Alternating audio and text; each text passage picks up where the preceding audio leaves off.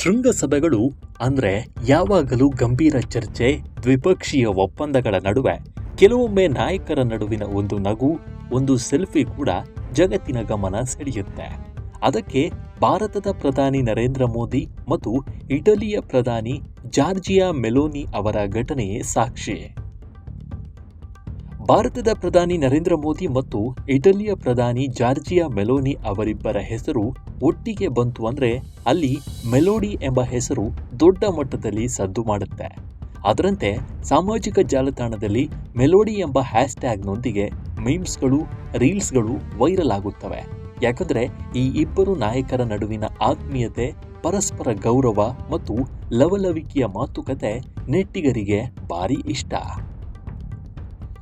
ಫ್ರಾನ್ಸ್ನಲ್ಲಿ ನಡೆದ G7 ಶೃಂಗಸಭೆಯ ಸಂದರ್ಭದಲ್ಲಿ ಜಗತ್ತಿನ ಪ್ರಭಾವಿ ನಾಯಕರೆಲ್ಲರೂ ಒಗ್ಗೂಡಿದ್ರು.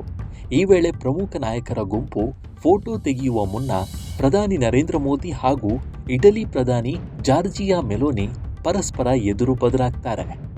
ಈ ವೇಳೆ ಇಬ್ಬರು ಅತ್ಯಂತ ಆತ್ಮೀಯವಾಗಿ ನಗು ಮುಖದಿಂದಲೇ ಸ್ವಾಗತ ಕೋರಿ ಹಸ್ತಲಾಘವ ಮಾಡ್ತಾರೆ.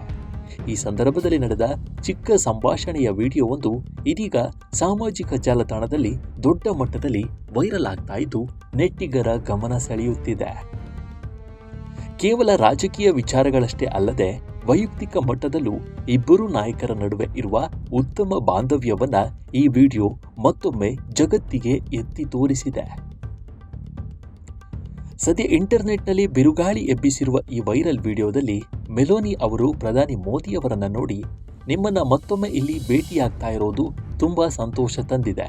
ನಾವು ಇನ್ಸ್ಟಾಗ್ರಾಂನಲ್ಲಿ ಅತ್ಯಂತ ಪ್ರಸಿದ್ಧ ಜೋಡಿ ಆಗಿದ್ದೇವೆ ಅಂತ ನಗುಮುಖದಿಂದಲೇ ಹೇಳಿದ್ದಾರೆ. ಇದಕ್ಕೆ ಪ್ರಧಾನಿ ಮೋದಿ ಕೂಡ ಅದೇ ರೀತಿಯಲ್ಲಿ ನಗುತ್ತಲೇ ಸ್ಪಂದಿಸಿದ್ದಾರೆ.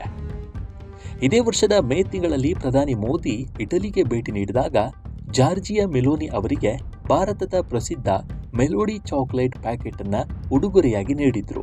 ಈ ವಿಡಿಯೋವನ್ನ ಸ್ವತಃ ಮೆಲೋನಿ ತಮ್ಮ ಇನ್ಸ್ಟಾಗ್ರಾಂ ಖಾತೆಯಲ್ಲಿ ಹಂಚಿಕೊಂಡು ಪ್ರಧಾನಿ ಮೋದಿ ನಮಗಾಗಿ ಗಿಫ್ಟ್ ತಂದಿದ್ದಾರೆ, ಇದು ಮೆಲೋಡಿ ಎಂದು ಅವರು ಅತ್ಯಂತ ಸಂಭ್ರಮದಿಂದ ಹೇಳುವ ವಿಡಿಯೋ ಬರೋಬ್ಬರಿ 13 ಮಿಲಿಯನ್ಗೂ ಹೆಚ್ಚು ಲೈಕ್ಸ್ ಪಡೆದು ಇತಿಹಾಸವನ್ನ ಸೃಷ್ಟಿಸಿತ್ತು.